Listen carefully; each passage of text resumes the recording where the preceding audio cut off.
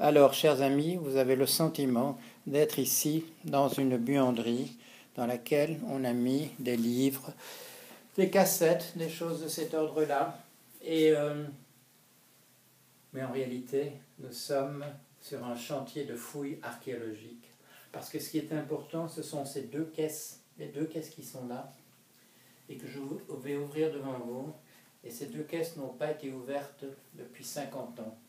Alors je ne sais pas ce qu'il y a dedans. La seule chose que je sache, c'est la conversation que j'ai eue avec un de mes fils en lui disant récemment « C'est dommage qu'on ait perdu ces livres qu'on avait autrefois. » Il m'a dit « Non, on ne les a pas perdus, je sais où ils sont. » Alors il m'a apporté les deux caisses. Alors nous allons les ouvrir. Rapprochez-vous, on va regarder ce qu'il y a dans ces deux caisses.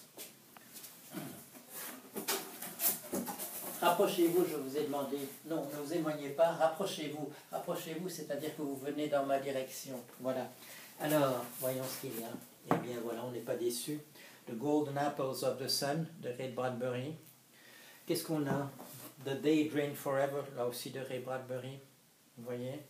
Qu'est-ce qu'on a encore? On a Mad Book of Magic. Vous vous souvenez de la revue Mad? Vous vous souvenez peut-être, en tout cas, de Gregory Mackles, qui a fait avec moi la survie de l'espèce et qui a tiré une partie de son inspiration de ces petits livres. Alors des choses de l'époque, un livre, voilà, je vois, un livre contre Monsieur Lyndon Johnson, et puis des choses extraordinaires. Vous connaissez The Disappearance, la disparition, un film de Philip Wiley. C'est un monde dans lequel les hommes disparaissent aux femmes et les femmes disparaissent aux hommes.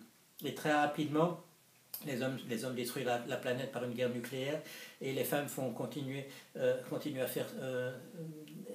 faire que le monde existe. Alors, qu'est-ce qu'on a encore?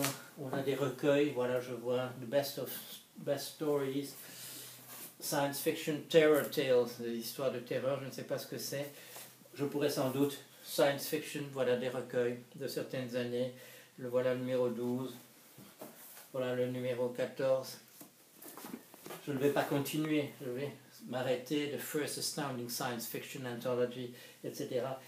Il y a là des trésors. Pourquoi est-ce que ce sont des trésors? Parce que vous le savez, ce qui va vraiment se passer, nous le savons, ce qui va vraiment se passer, nous le savons, c'est que ce qu'il y a dans la science-fiction va véritablement se réaliser. C'est là l'anthropologie, une certaine anthropologie qui a été faite pendant des années, de nous dire où nous allons et ce que ça va devenir. Alors, je suppose que l'autre caisse, on va regarder, c'est aussi sans doute des livres de science-fiction. Ah non, ça c'est autre chose. Ah, c'est autre chose. Voilà, qu'est-ce que c'est? Provo, un livre sur les provos d'Amsterdam. Ça c'est exactement il y a 50 ans. Il y a 50 ans, je faisais mon mémoire d'anthropologie, je le faisais sur les provos d'Amsterdam. Alors, il y avait dans ce mouvement de jeunes anarchistes, il y avait des gens, des adultes, des grands, comme Jan Wolkers, qui étaient des sympathisants. Voilà, il y avait d'autres sympathisants, comme Harry Mulisch, un très très grand romancier néerlandais. Qu'est-ce que je vois encore? Voilà, des livres de McLuhan. Ah, Simon Vengenor, Spegelschrift, des poèmes en néerlandais. Poète national, Simon Vengenor, poète national des Pays-Bas. J'ai eu une expérience formidable, j'avais exactement 20 ans. Je l'ai appelé, je lui ai demandé si je pouvais le voir et interroger sur la manière dont il soutenait le mouvement Provo. Il m'a dit oui, je suis allé chez lui. Et pendant une après-midi, ce monsieur qui était voilà, une vedette dans son pays, une gloire nationale, a passé son après-midi à parler à un jeune homme de 20 ans qu'il ne connaissait pas, lui a expliqué tout ce qu'il pensait du monde, a rempli le coffre de ma 2 chevaux avec toute la documentation qu'il avait sur Provo qui m'a permis d'écrire mon mémoire. C'était qui les Provos? Et je vais terminer par là. Les Provos, c'était des jeunes anarchistes qui demandaient à changer le monde. Ils venaient avec une utopie, ils se sont fait tabasser par la police copieusement. Qu'est-ce qu'ils demandaient? Imaginez bien ce qu'ils demandaient.